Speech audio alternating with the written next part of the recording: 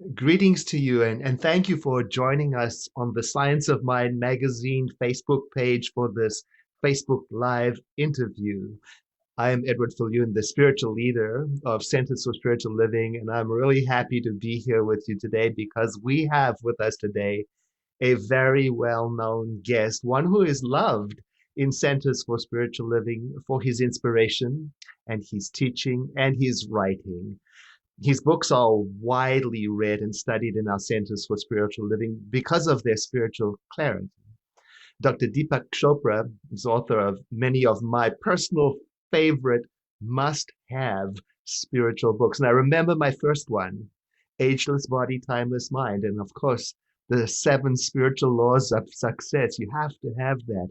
And of course, there are some 80 more of those. And now, a new book, Total Meditation, Practices in Living the Awakened Life. Dr. Chopra's latest book is launching this month. And now here's the big news. This is big news. You want to take note of this. Coming up on October 5th at 5 p.m. Pacific Standard Time, we have a 90-minute event with Deepak Chopra. It has 3 parts to it. There's a presentation, a meditation, and then it's followed by a live question and answer session. And so we'll post the link for how you can register for that event because you'd want to be part of that. Now, today is September 11th. It's an auspicious day, and we are reminded of the importance of living an awakened life. And so Dr. Chopra's book comes at a perfect time for us for that consideration. Welcome, Deepak, and thank you for being with us today. Thank you, Dr. Edward. The live event may be on September 22, so we should check the exact date. Okay, we will make sure we have the correct date posted. Thank you for that. Coming up, and thank Yes, you it's very much coming for up. supporting it. Thank Now, you. one of the phrases I picked up, I noted this when I was reading about your new book, A Total Meditation. It says, meditation is not a way of making your mind quiet. It's a way of entering into the quiet that is already there. Correct.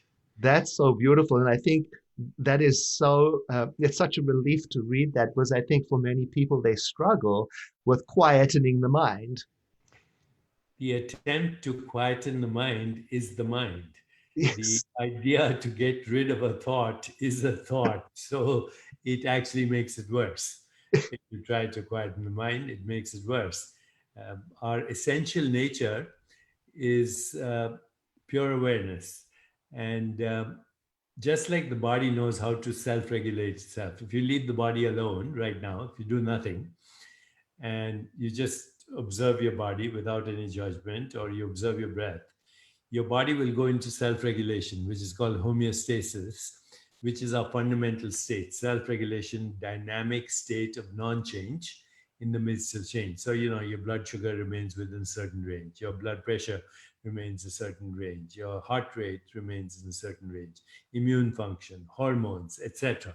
That's because of what we call self regulation. In medicine, we call it homeostasis. But I think a simple word would be healing. The body knows how to heal itself. You injure yourself, you get a bruise, that's healing. Everything is all about healing. The body is all the time getting to its essential dynamic state of homeostasis. What we don't realize is if you leave the mind to itself, it also self regulates. It also goes back to the same state of homeostasis. Now, of course, we can accelerate that through meditation, practices of meditation. And there are so many. That's what I talk in the book about. You have reflection, you have inquiry, you Yes. have concentration, you have transcendence, you have a mindful awareness of thought, of mental space, of perceptual space, of body, of breath, of the ecosystem, of our connection to the universe. These are all ways to actually understand that you are not the mind, you are the spirit or the consciousness or the awareness in which the mind is an experience as thoughts, as sensations, as images, as feelings, as perceptions, all happening ceaselessly and now. So when you say, I am Edward, or I'm Deepak, or I'm Susan, or whatever, we immediately identify with the name, and we think the name, in fact, is the body and the mind. But the body and the mind are objects of experience in the same way as anything is an object of experience. Anything that occurs on the screen of consciousness, whether it's a thought or a feeling or an image or a perception or a sensation, is an object. The body Mhm. mind is an object, it's not the subject. This one thing is the most important thing for us to understand. Waking up means simply this: I am not my body or mind. I am the awareness, the consciousness in which the body mind is a changing experience. Furthermore, above the mind is something called the will or choice. Yes. And above the will or the choice is the real me. This is not the real me. Once I get this, then all my choices have only one goal. All my choices to go beyond my provisional identity, number one, and my go beyond my conditioned provisional mind. If I can keep this, then I've woken up. Am Mhm. I making a choice with allegiance to the fragmented ego mind, or identity, or is my allegiance to the source of all experience, including the experience of body mind? If I can make those choices, then I'm awake.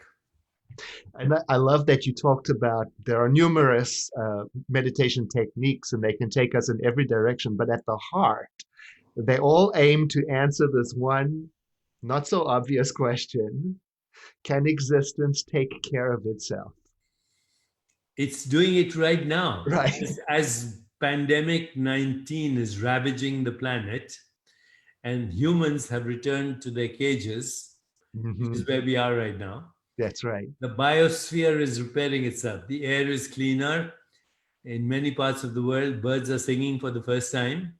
The bees are back, which means that our nutrition is hopefully secure. Bees and birds are responsible for 90% of the nutrition on this planet. Fish are returning to dead lakes. Even the canals of Venice are seeing fish for the first time. You can see the Himalayas from 500 miles away. Mm, So nature is celebrating yes. as we are sequestered, and nature is telling us, when you come back, humans, don't have the same hubris. Have a little respect for the sanctity of existence, because existence is taking care of itself right now. And this sequestering gives us this opportunity to do that kind of work. And I love that you identify the built in problem of non compliance. That's it. That's it. We Patient are the only compliance is so species, important. Dr. Edward, we are the only species is capable of that. If insects disappeared from this planet, life would stop in 5 years. If humans disappeared from this planet, life would flourish in 5 years. So, who's the predator? Who's the predator? You also talk about how meditation can, well, bring a host of positive changes, including to your physical body. And I know that's really important to people. And you've been reading and you refer to new research related to that. Can you talk to that? Yes, we have collaborative research with many institutions, including Harvard Medical School, UCSF in California, Duke University, Scripps, and we've been doing collaborative research on the effects of meditation. And what we find is that anybody who practices meditation, in our study, we saw in 1 week, all the genes that are responsible for self-regulation and healing, they went up. Some of them went up 17-fold. All the genes that are responsible for inflammation and chronic illness, they went down by a significant amount. And the level of the enzyme telomerase, which regulates how long we live, went up by 40%. Now, the study, one of the people in the study, researchers, was Elizabeth Blackburn, who is a Nobel laureate, who won the Nobel Prize for discovering this enzyme, telomerase, which regulates our biological clock. And at the end of the study, she was so inspired, she wrote a book about it called The Telomere Effect. Now, other people are replicating the study and finding the same thing.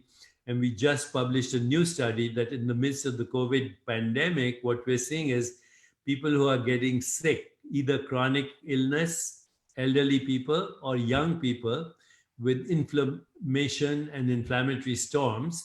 And the practice of meditation, deep breathing, and vagal stimulation, which comes from yoga and other mind body techniques like Tai Chi and Qigong, they stimulate the vagus nerve in the body, which is the healing nerve, Hmm. and cut down inflammation by about 65%. We just published this.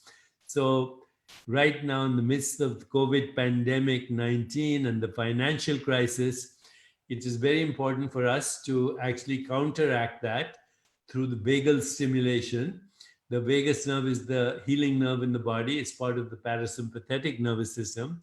And it's called the rest, rejuvenate, renew nerve, part of our nervous system, totally ignored by most Western scientists, but very much part of the tradition of the meditation and wisdom traditions of the world. We have very clear biological effects in the direction of healing through meditation. This is very compelling. And with all of the benefits that are associated with meditation, the question arises in me, why don't people do it? Well, people think that it's some kind of a discipline, that it takes a lot of work, it's effort, I'm not doing it right, I have too many thoughts. And my favorite response to this is if you just sit down for 20 minutes and do nothing, you've begun. And then if you add to that a little bit more, who am I? What do I want? What is my purpose? What am I grateful for? You've taken the first step into self inquiry. And then if you take a little mantra or do a little mindfulness, you go all the way to transcendence, the source of all thought, the source of all experience, the source of insight, intuition, inspiration, imagination, creativity, higher vision, and transcendence, and loss of the fear of death. Now, what more could you want? That's correct. And I love that. Just sit, and that's how I started my practice. Just sit. Have no agenda or plan, because in the beginning it was mystifying. Yeah. Fortunately for me, my little dog has a very rigid schedule. Yeah. 5:30 a.m. he's up, and so that's the beginning of my practice. And I know that your book provides dozens of exercises and a 52-week program that can help people get into the habit. Yeah, the whole book is only about one thing. How do we make choices that do not come from a provisional identity or a provisional, fragmented ego mind? If we can make choices from a deeper level, then we have access to infinite creativity and infinite possibilities. That's right. When we're thinking from that, then the world is a different color. Absolutely. Correct. Um, I know that you have a campaign going right now, the Never Alone Love campaign. It's a Yes. global campaign about mutual help. Isn't that correct? Yes, neveralone.love is part of our Chopra Foundation efforts globally to create a more peaceful, just, sustainable, healthier, and joyful world. And Never Alone was inspired by the sad fact that every 40 seconds, somebody on our planet is committing suicide. Yes. That suicide is now the second most common cause of death in our younger generation. So the neveralone.love campaign is creating global communities, and we would love to have you join us where we can support each other. We even have a blockchain effort there where we can support each other through attention, affection, appreciation, acceptance, but also through financial resources to people who are in need right now. And it's based on three ideas from the Buddha. It says, when times of crisis, take refuge in the Buddha, which means higher consciousness. Take refuge in the Dharma, which means your calling, and take refuge in the Sangha, which is your community. So, Yes. Never Alone is a global Sangha for higher consciousness and love in action. Because we believe that love without action is meaningless and action without love is irrelevant. But when you have action and love combined together globally, we can change the world. It's so wonderful spending time with you. And as our time comes to a close, I did check. Your book is launching on September 22nd, and then you have an event with us on October 5th. So it's Okay. both and. So we will put the links for all of that. And um, I can say to everybody watching, this is your invitation to join us, Centers for Spiritual Living, because we'll be hosting Deepak Chopra on Monday, October 5th at 6 p.m. Mountain, 5 p.m. Pacific, and so on for a wonderful event. And we'll put the information for how you can register. And your ticket price includes the new book, which we will ship directly to you. And what can be better than that? Deepak Chopra, thank you so much for taking time out of your schedule to spend time with us. It's been a pleasure talking to you. Dr. Edward, always a joy, and I love your organization, and it has been inspiring me all these years as well. It's mutual. Thank you. Thank you. Bye bye. Goodbye. Goodbye.